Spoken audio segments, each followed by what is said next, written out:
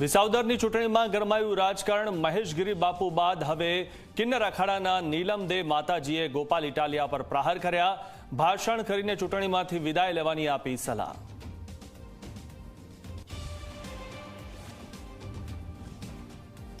અમદાવાદના ઓઢવમાં પોલીસથી બચવા માટે ચોરે મૂક્યો જીવ જોખમમાં। ચોરે ધાબે ચડી ગયા બાદ ધતિંગ કર્યા।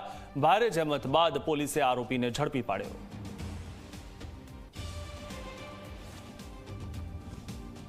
વલ્લભ વિદ્યાનગરની કોલેજની ભરતી પૂર્ણ થયાના 1 વર્ષ બાદ પણ નથી અપાયા નિમણૂક પત્ર। વિદ્યાર્થી નેતા યુવરાજસિંહ જાડેજા આરોપ લગાવી ન્યાયની કરી માંગ।